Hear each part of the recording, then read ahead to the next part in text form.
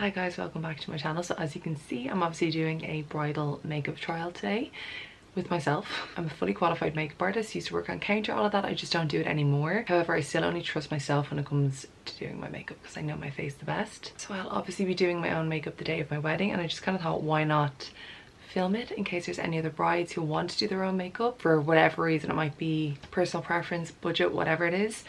And yeah, so we're getting married abroad, so it's going to be hot in the sun and I need my makeup to last. I actually have no clue what makeup look I'm going to do, so this kind of forces me to be a bit prepared because I just know otherwise the morning of the wedding I'd wake up and just pull up a Pinterest picture and then not even have the products I need for it. So trying to prepare myself here. When it comes to makeup for the wedding day, I want to feel my best, I want to feel my most comfortable, so makeup look that I'm used to wearing. However, this is a good way to kind of test out other makeup looks just in case I actually end up preferring a different style. And yeah, we're gonna get straight into it. So obviously I have my skincare prepped. What I would suggest when it comes to skincare is a hydrating sheet mask is so good for like instant results if you just want a nice glowy dewy skin for like a day event, because obviously the results from it aren't going to last beyond the day. However, for the day of, if you apply a sheet mask that's really hydrating before doing your makeup, the difference is crazy, especially if like you've been drinking the days leading up to the wedding and your skin just needs all the hydration. Test it out before the day of the wedding. Don't try anything new the day of your wedding just in case you have some sort of reaction or for whatever reason it doesn't work. So obviously I have all of my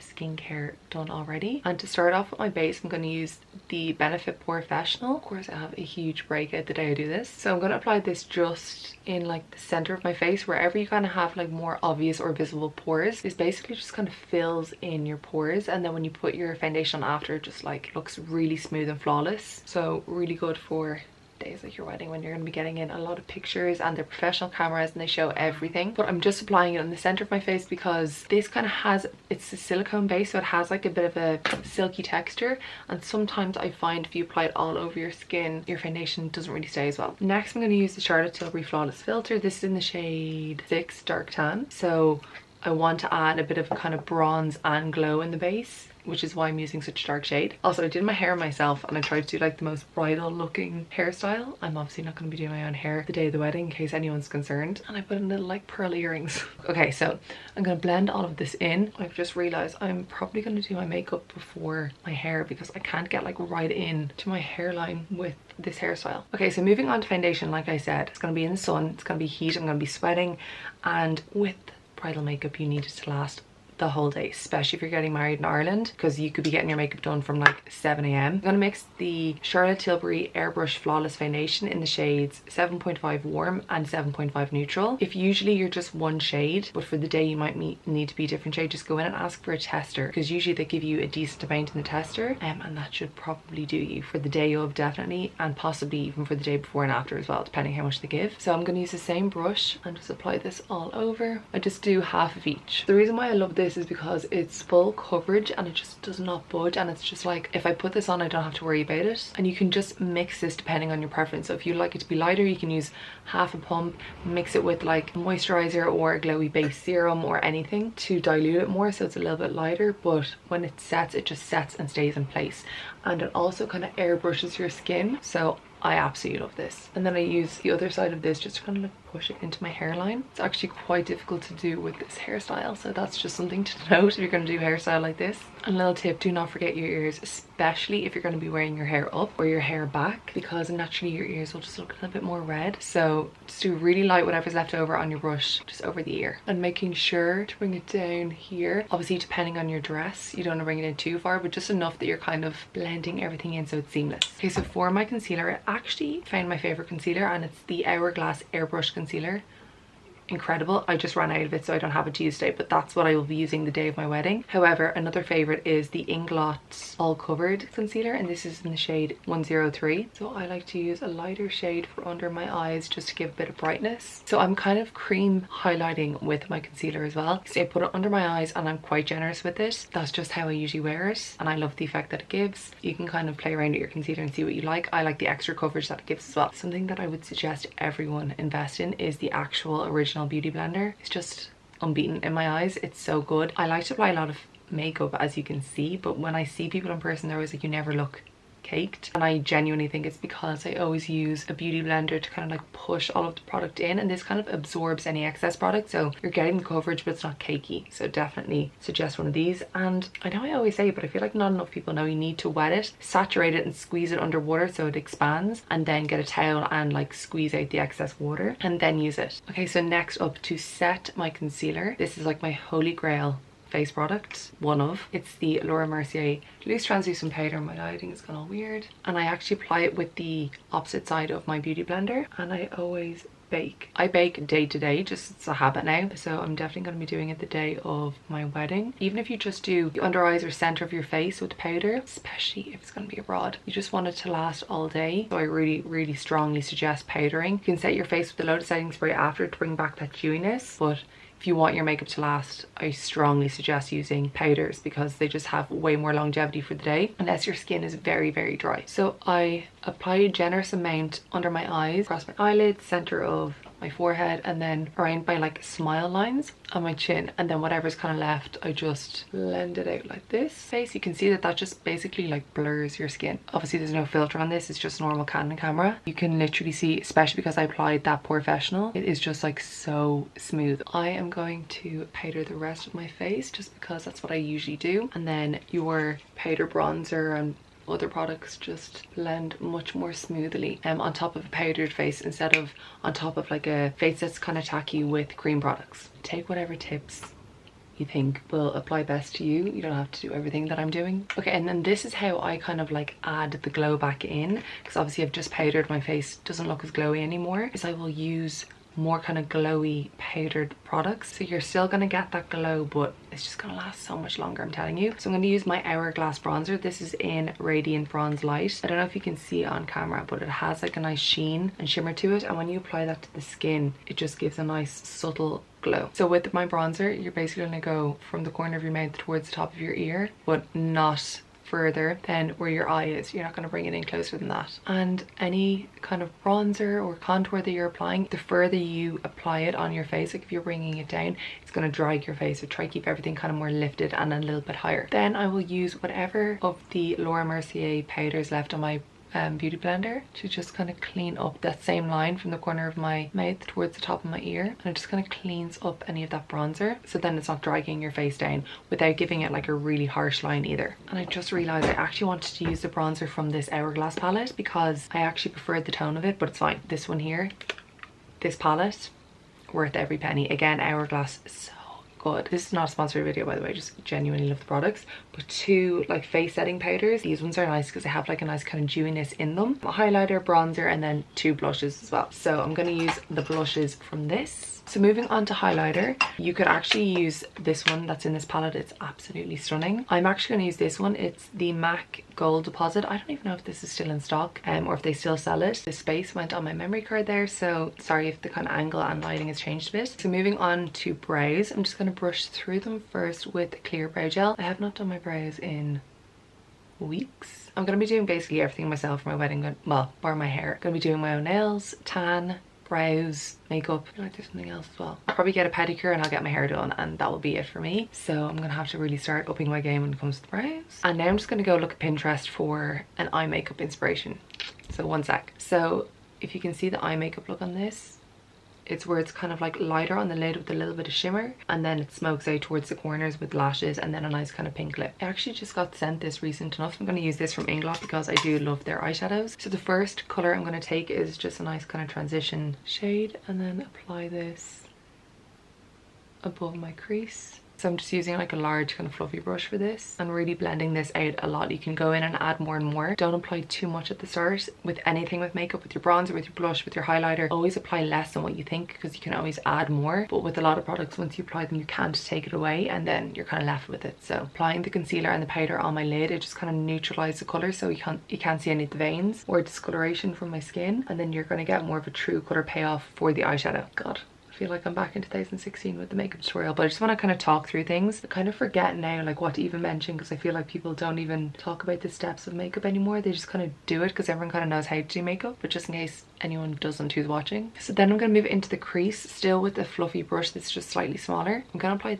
this one first just to kind of change the tone of the crease, and I'm just applying this directly into the crease here like this, and not bringing up as high as the first color. This will just kind of bring more of a cool tone, so it's not too like camel orange bronze, and it will just add slightly more definition without being too intense. This is where we're at so far. You can see I'm going to take a mixture of these 3 shades, but just the tiniest amount of each, and just apply this kind of to the outer crease and kind of my like outer V lash line, and build this up bit by bit because they are darker colors, so you don't want to make a mistake with this. And very slightly just kind of bring whatever's left on my brush in, but not the whole way in. Okay, this is where we're at the moment, and instead of just using the same brush to kind of blend those colors out, I'm going to go back to this shade here and just soften the edges of that, so it will naturally kind of blend it, but you're not getting all of the colors kind of muddled into one. So I'm going to do the exact same on the other eye. I'm very lightly pressing my eye. You can see like the skin on my eyelid isn't even moving as I'm applying this. Actually just realized I don't even think I mentioned this is the Inglot Reignited eyeshadow palette, and I actually have a scar on this eyelid, which makes it really hard to kind of blend this section out as like neatly as I would want it, but so I personally would probably prefer it to be a little bit lighter than this. However, I'm taking into consideration it's going to be during the day. It's going to be a lot of natural sun, and then with the photographer's cameras and like with flashes and stuff like that, it can make your makeup look less intense. So go slightly more exaggerated than you usually would because you want it to show up in pictures, but still wearable enough that you don't feel uncomfortable with it. Okay, so for the inner section of my eye, it is going to be kind of more, it's going to be lighter and it's going to have a bit of a shimmer to it. So what I'm going to do first is apply a cream product, just because I find that like shimmer and glitter powders don't stay as long, but if you apply cream product beforehand like in a similar shade and then apply the powder on top, it will stay so much longer and will just kind of look better in pictures. This is the Laura Mercier Metallic Taupe. I'm going to apply this first and just blend it out with like a flat eyeshadow brush, so you can see that. Okay, so we have that all over, and then I'm going to set that with a mixture of this shade here and this, because I don't want it to be this gold, but I also don't want it to be this light and this kind of pinky, and then setting that. So if you can see the difference in the tone between the two. So another tip as it comes into my mind is a lot of people kind of close their eyes and will do their makeup and have it perfect with their eyes closed, and then when they open their eyes you can't even see the makeup look. So make sure you're kind of like taking a step back and looking in the mirror with your eyes open, because you're not going to walk around like this for the day, you're going to walk around like this. When my eyes close it looks fine. It's not like the most immaculate like 2016 Instagram eye makeup look, but when my eyes open you can see that kind of lightness here, you can see the darkness, you can see the transition shade. So that's more important, especially for pictures and just like in general. This is how you're going to be looking at people. You want to be able to see the shimmer on your lid here when you're just normally keeping your eyes open. Without taking anything else on my brush, I'm just going to use whatever's left over from that like medium-sized blending brush and basically just kind of blending the area that the shimmer meets the kind of darker shade. Okay, so next, I don't wear gel liner. It doesn't really suit me, and because I don't usually wear it, I'm not going to wear it on the day of my wedding. So instead, this is what I do to kind of get that same definition on my eyes. I'm going to take this dark brown with a flat, if you can see that, eyeshadow brush, and I'm literally just pushing this along my lashes, not even high up, just right along my lash line, and you can see the difference that that's given. So but when you close your eye there's not like a really thick line, because I find with a lot of people's eye, if you apply a gel liner or a wing, you can't then see the shimmer on their lid, so you want to be able to see both. So for my eyes, if I just push it along my lashes really close, actually zoom in, you might be able to see better. I'm literally just applying it, but just do it slowly and like build up the technique. You can still see the shimmer on my lid, but you still have that definition, and it's just a little bit softer, but you still get the same effect. So I think for like weddings, this is a really nice alternative for someone who doesn't usually wear gel or winged liner but wants that kind of definition and that kind of glam look. Then I'm using the same color with just an angled liner brush like this, and just really slightly kind of bringing it up into that kind of darker shade, just so it kind of blends into nothing and you can't really see where it starts and where it ends. I feel like my voice is going really croaky because I'm like conscious not to talk too loud. Okay, so for my brows I'm going to use the Anastasia Beverly Hills Brow Wiz, and this is in the shade medium brown, and I'm really just lightly going to fill in any kind of gaps and give my brows just slightly more shape, but I still want them to look quite soft and natural. Okay, so that is one done and one not, so just that extra bit of definition but nothing too OTT. Okay, and after I finished filling applying them in, I just really lightly go back over with the same clear brow gel just to kind of fix any hairs that have kind of come out of place, and this will also just make sure that they do not budge for the day. And I always just brush them up. I don't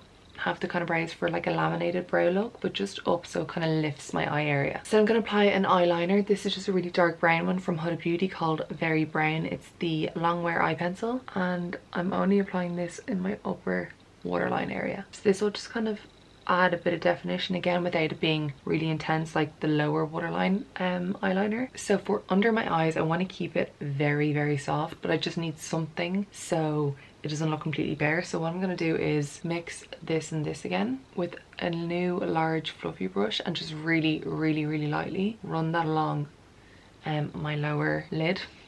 What's that called again? Just have not done a makeup tutorial in so long. Because I also don't apply lower mascara, it just doesn't suit my eyes. So I need something just on pictures that doesn't look crazy. And then I'm going to take whatever powder is left on my beauty blender again and just kind of clean up underneath. Okay, and then I'm going to curl my lashes and apply mascara, and then I'll be back. Okay, so my mascara is done. This is the one that I'm using, the Rare Beauty mascara. It's absolutely insane. And I'm using the Revitalash lash serum for the last like probably over 2 months now, and it really does make a difference. I obviously got a bit of mascara on my lids. It's inevitable, but I just let it dry, and then I use one of my brushes without applying more product on the brush. I'm just basically like whipping away the mascara that got on, and then very, very lightly going back over with a bit of shadow just in case I took away some of the kind of definition. Okay, so for my first video, I just feel like I have to do it because it's like the ultimate bridal lip color. It's the Charlotte Tilbury Pillow Talk lip liner. However, I do find that this is quite thick, so I try to apply it as lightly as possible, so otherwise it can kind of almost like cake up a little bit if you apply too much. And I just realized I actually applied Iconic Nude. So this is not Pillow Talk, this is Iconic Nude. As I was putting on, I was like, that looks kind of different. So yeah, it's Iconic Nude. Maybe it was just meant to be for this makeup look. And I'm gonna go in then, because this is what I usually pair with Iconic Nude. It's the MAC Honeylove lipstick. This is obviously a matte lip. So I've actually been liking my kind of glossy lips recently. But if you want to see it before the gloss and stuff is on, this is how it looks. And for the gloss on top, I'm going to use this one here. It's the Patrick Ta Major Glow Lip Shine. It's because this has a kind of golden glow in it. It will kind of tie in the bit of gold on my eyes, and then it adds a nice bit of sheen. And that is the makeup done. I always apply a setting spray, and the one I love is the Charlotte Tilbury setting spray. I'm out of it for the moment. Oh no, I'm not. Okay, I actually have the tiniest bit left. So this one is so nice because it brings dewiness back to your skin, but it also sets your face and doesn't make your face look wet, if you know what I mean. So I apply this liberally. And then after you apply this, don't really open your eyes too much, because if your eyeshadow is wet and you open your eyes, where's my fan? It can kind of crease. So just fan it in to let it set before you even open your eyes fully, touch anything on your face, make sure it's fully set. Okay, so as I said, after you apply that, sometimes it can make your eyeshadow a little bit wet and then it can kind of crease up a bit. So we're gonna go back in the same transition shade. Just really, really lightly apply that again. Sometimes my mascara then transfers onto my upper lid, so the powder will stop that. If you can, just kind of keep your eyes like this for like 5 minutes after, so everything's fully set. And then this is the bridal makeup. I still think there's enough glow. Your skin still looks like skin, but you have enough kind of glam and coverage there too. I also wore the white top. I really committed, and the little pearl earrings. These are from Lily and Roo, by the way. Really, really nice, good quality jewellery if you're looking for wedding earrings or even as gifts or anything like that, or just generally. I'm just like in wedding mode at the moment. So yeah, I hope you guys enjoyed this and found it useful if you are doing your own makeup. I thought it would be helpful for anyone who is doing their own makeup for whatever reason, and you just kind of want something to follow, or if you want suggestions for makeup products that actually work for the day that's in it. And yeah, if you have any specific makeup looks that you want me to do. Also, if you want me to kind of do more skincare related kind of bridal wedding prep, let me know. But that is it from me. Hope you guys enjoyed. If you did, please give the video a thumbs up, because it actually really does help me out. And yeah, if you're not already, please subscribe. And that's it from me. Bye.